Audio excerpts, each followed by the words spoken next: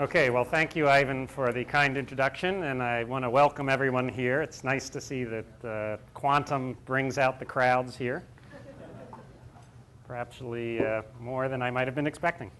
All right, so what I'm going to try to do is give you I'm going to try to stimulate conversation by explaining some of the really sort of bizarre and crazy aspects of quantum mechanics. So bear with me. I'm going to try to not overwhelm you. All right, so we got to think about what quantum is. Well, the quantum is the microscopic world. So let's start with the macroscopic world. So we have our cute dog in the swing, which of course you can find on Wikipedia. And it's the macroscopic world. It's big. If I plot, say, the speed versus the time, it's going to oscillate. It's a continuous thing. Everything's the way we understand. So what we can do is let's start digging down, and I can look at a hair. Those are actually dog hairs. Again, you can find anything on Wikipedia if you search. All right, so that's a factor of 10,000 magnification.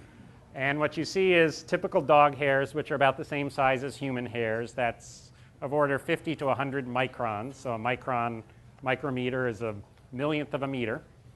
So you know how big a hair is, right? So that's still the macroscopic world. Still, everything's continuous, not much changes. If we go down by another factor of 10,000, we actually come to the atomic world. And so that picture on the right is actually a picture of atoms done with a scanning microscope. Now, truth in advertising, that's not atoms of a dog hair. I couldn't find that.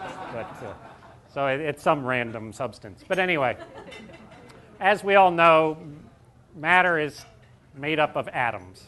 And so this is sort of what we're going to be talking about tonight is quantum mechanics. And quantum means a chunk, right? So we start in the macroscopic world. Everything's kind of continuous and smoothly varying. And eventually, when we get to the microscopic world, we're going to start talking about discrete things. And so the atom is the first thing. We kind of understand the idea that we're all composed of little individual chunks. Every carbon atom is like every other carbon atom, and so forth. But what I want to do is go a little bit further with that. So let's start, where did the atom come from? So basically this was understood as early as 1808. John Dalton essentially came up with the theory of the atoms, and he did a pretty good job. On the right is his classification of various materials. And actually, if you look at them, he was counting up how many hydrogen, how many oxygen, et cetera. He did pretty good. He made a mistake with water. You know, water is H2O, two hydrogens and an oxygen. He thought it was one. But that's because he thought what was H2 was really one thing. So it's 1808. You know, he did a pretty good job, right? So during the 18th century, you know, the atomic theory was being developed. But it was quite an abstraction if you think about it, because we didn't have any kind of science where you could actually see an atom. But nonetheless, you start classifying things, you start doing your science, you start to make sense of the natural world. So the next big challenge, or one of the big challenges that physicists or natural scientists, that they were called at the time in the 18th century, was something that you're all familiar with. You may not know the name for it. It's black body radiation. So you know if you take any material and you get it really hot, it glows red. Or if you get it hotter, it glows white hot. We even have words for it. You say something is white hot, that's really hot, right? And so I have a few pictures here, a piece of iron, the sun, the lava from a volcano. These are all situations where I have a sample that's producing light of a particular color, and it apparently doesn't really matter what it's made of. Is it made of iron? Is it a rock? You could take a piece of glass, which is transparent. If I get it hot enough, it glows red. You've probably all seen pictures of glass blowers at work, right? And this was known as black body radiation. And there was a big challenge for the scientists. They had figured out that there should be a particular shape curve to the spectrum, so how much light at different colors. But they couldn't figure out what it was, what that shape was. They just knew it had to depend on the temperature. And so this took them about 40 years to figure this out. This was a challenge sort of laid out there in 1859. And I had to put one physics equation up here for you. And this challenge was resolved in 1900 by a physicist named Max Planck. And on the right is the formula for the Planck distribution, which is basically just describing the shape of that black-body curve. And I even have a date there because he actually had a visit from an experimentalist who told him some of the latest measurements. And as I always joke, you know, the guy came over with his wife to visit Max Planck and his wife, and physicists can't help but talking about physics. So apparently they talked about physics that afternoon. And that evening, he sent the experimentalist Rubens a postcard with the correct formula on it. And so this is a well-recorded time in history here.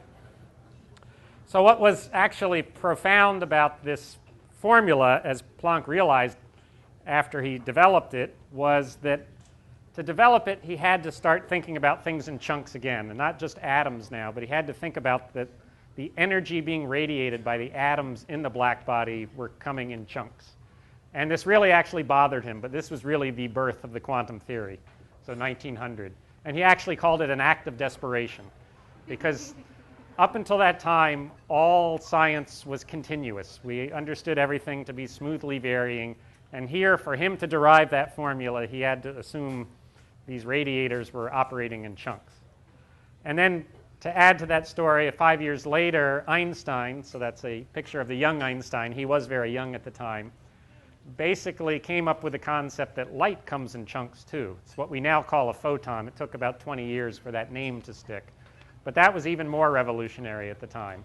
And in fact, many people don't realize, but this is what Einstein won the Nobel Prize for. It wasn't for the theory of relativity. It was actually for the theory of photoionization, where he posited that light comes in chunks as well. So this is where we get our chunks. Step forward a few more years, and Niels Bohr, another name you've probably heard of, started to explain atomic spectra. So when you look at light coming from various atoms, you see particular colors, not necessarily a continuous rainbow, but just certain colors.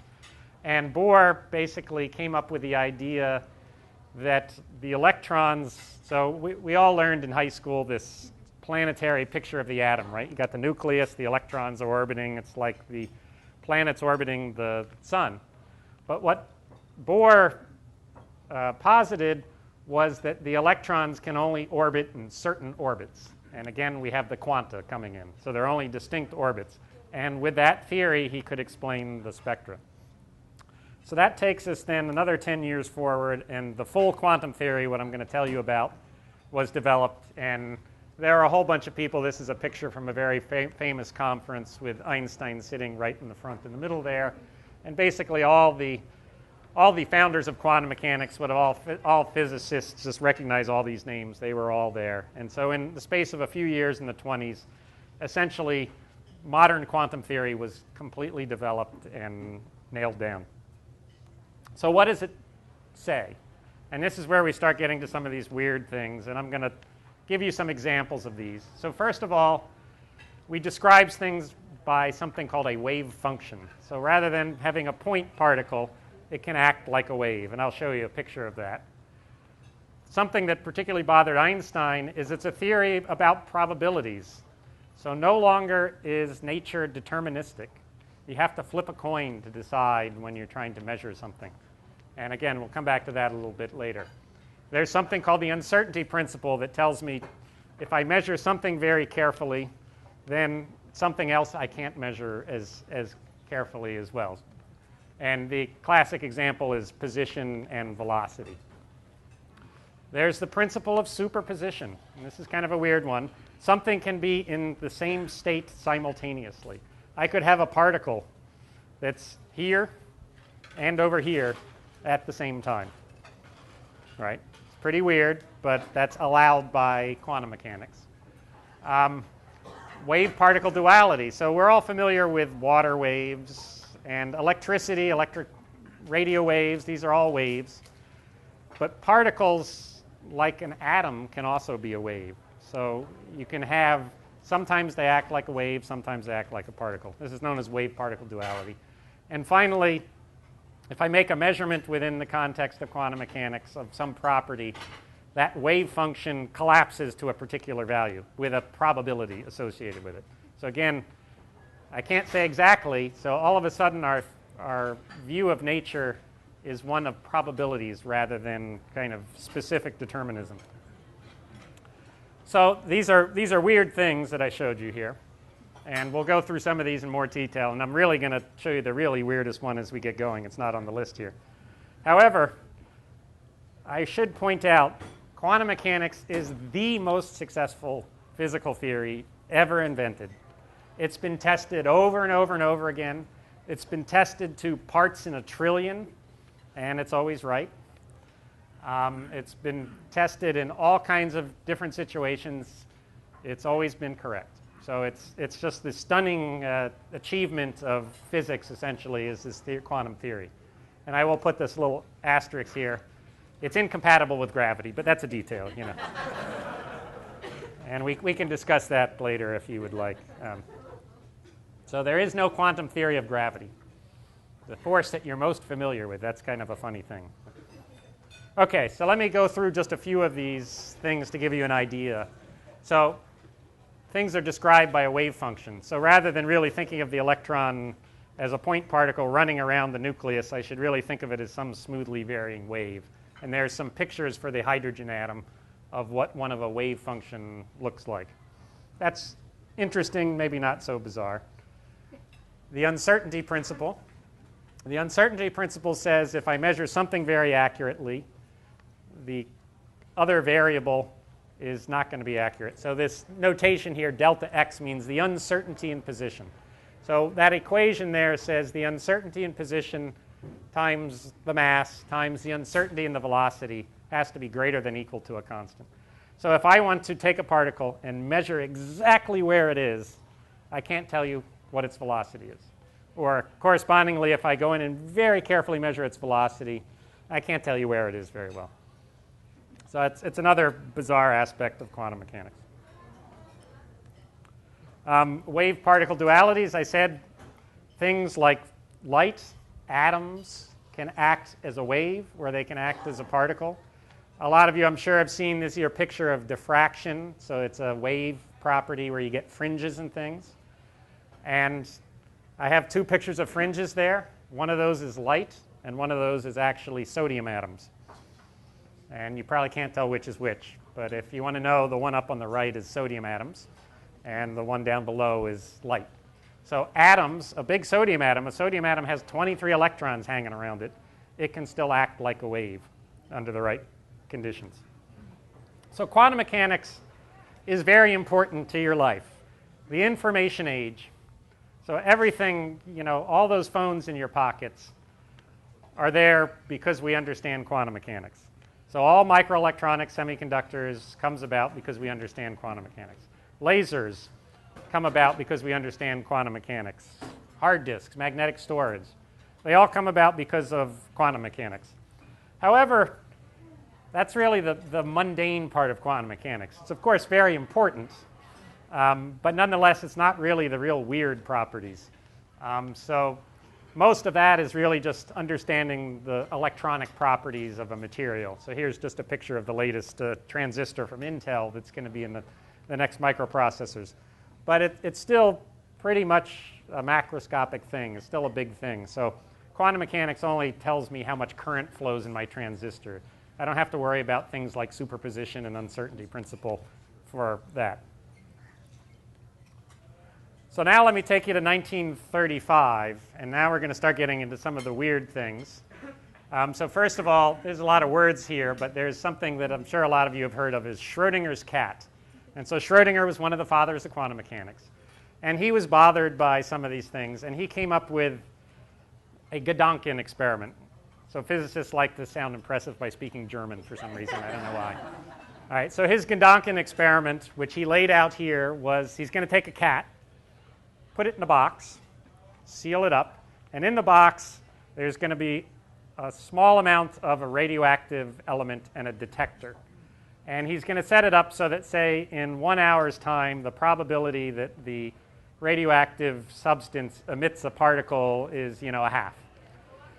And I guess he had a little twisted sense of imagination, but part of his experiment was if the detector detects that radioactive particle, it was going to break a vessel of He even specifies it, hydrocyanic acid, and kill the cat. So if we think about quantum mechanics, at the end of that hour, there's a 50% chance that the particle decayed. So I end up with a superposition state. Remember I said superposition is two things can be in the same state at the same time. So I get a superposition of the cat being alive and dead. And so this was known as Schrodinger's cat. He actually gave it as an example of sort of some of the crazy things of quantum mechanics. And this is not something that we've ever tried in the lab, I'll guarantee you that. There would be too many forms to fill out to do that.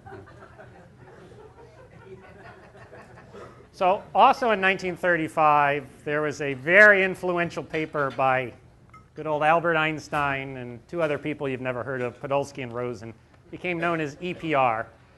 And Einstein, as some of you I'm sure are aware, was never really comfortable with quantum mechanics. And in this paper in particular, he tried to say quantum mechanics must be incomplete. If I have a theory of physical reality, there are certain problems with quantum mechanics associated with that. And I'm going to try to tease that out for you. And this is going to be the weirdest part of quantum mechanics, because I'm going to tell you that you have to get rid of objective reality. So, all right.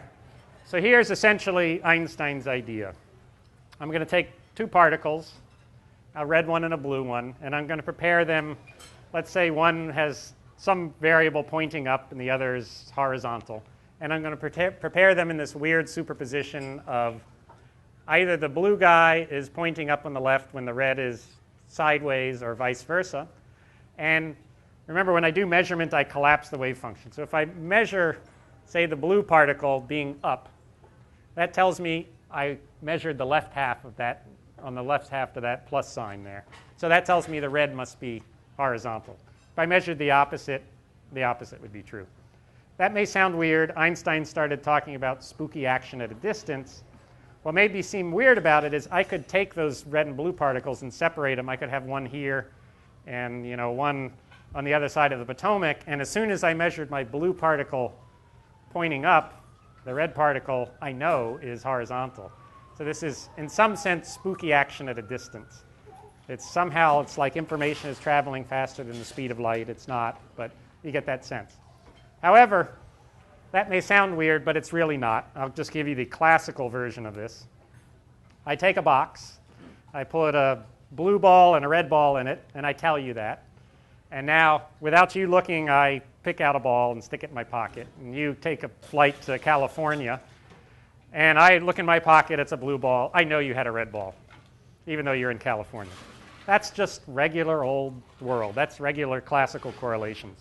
What bothered Einstein was the weird thing about quantum mechanics, which said that if I did the same experiment, but instead I did kind of a 50-50 measurement on the blue ball, so it was random whether it was going to be, say, a plus 45 or minus 45, I would still find that the red was completely in the opposite direction. So if the blue was plus 45, the red would be minus 45.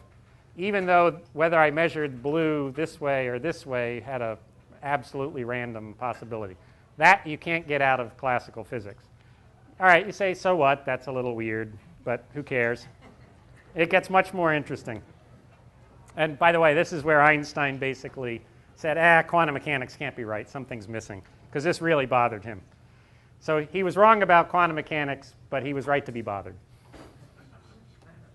And what really drove this home was this physicist in 1964, John Bell, who basically showed that if I assumed two things, namely locality, or what we would call causality, no time travel essentially, and objective reality, namely there is something there even if I'm not measuring it, that is inconsistent with quantum mechanics. And this has been tested numerous times, and quantum mechanics always wins. So the bottom line is you have to give up something. There's only two things.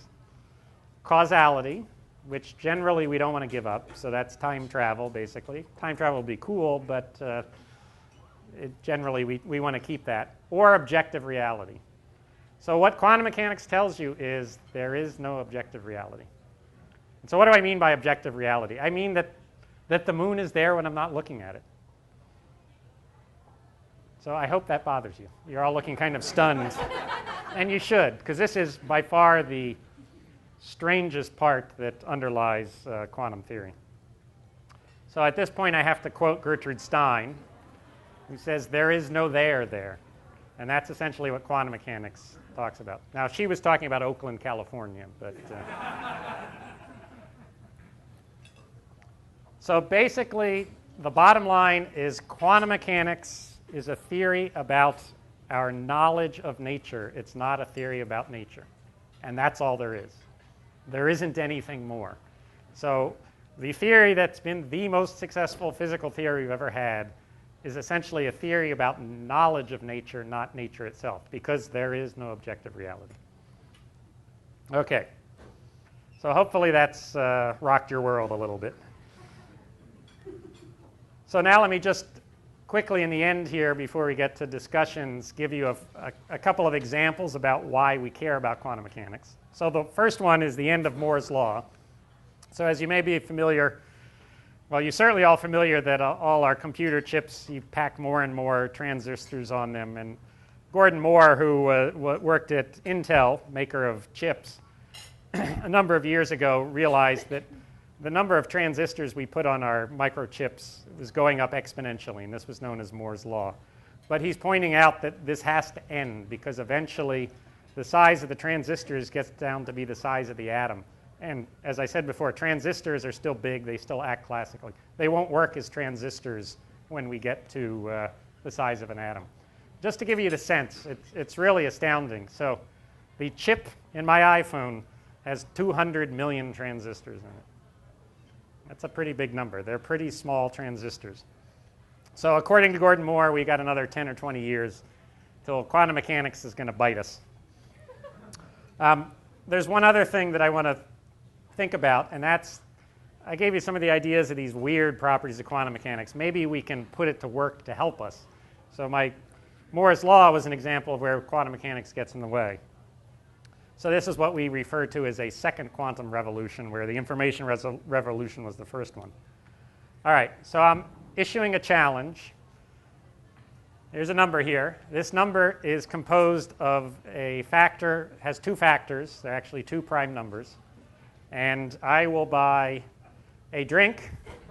I will buy a quantum leap to the first person who tells me the two factors of this number, with the caveat that you're not allowed to go to your iPhone, because it turns out pretty quickly on your iPhone you can find the factors of these numbers. All right, so this just gives you, this isn't a very big number. It's, a million, right? A little bit bigger than a million. But it's pretty hard to figure out what the factors are, right? A billion, sorry, a billion. All right, a billion's still a small number. So let me show you so factoring numbers is a hard problem. And let me show you the largest number that's ever been factored. And that's it. 232 digits. It was factored about a year and a half ago. And it took 2 years and basically 1,000 computers working continuously to factor this number.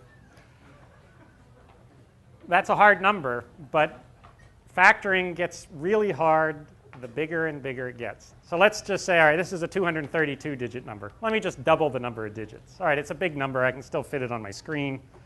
So that's 464-digit number. Took 2 years and 1,000 computers. It would take, so there's my 464-digit number. That would take 4 years and 1 trillion computers to factor. And you say, all right, there are a lot of computers in the world, but if we had 1 trillion computers running, that would consume 1/3 of the total energy used in the world today. All right, what does this have to do with quantum mechanics? Well, what this has to do with quantum mechanics goes to this mathematician, Peter Shor from IBM, who in 1994 said, what if I built a computer that used, sorry about that, used the laws of quantum mechanics? Some of these weird properties of superposition, things like this. And what he discovered was you could, in principle, he's a mathematician, this was a proof, factor large numbers in n cubed steps. So all things being equal, to factor that number would take probably a few seconds rather than 10 to the 12th years. All right, so that was a cute math problem.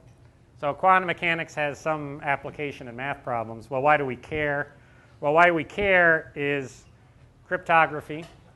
So when you go on to buy your latest pair of shoes on your iPhone, you go to Zappos or something like that, and when you go to put in your credit card information, notice it says HTTPS. The S means it's encrypted so that they can't find out what your credit card information is. That encryption relies on the fact that it's hard to factor large numbers.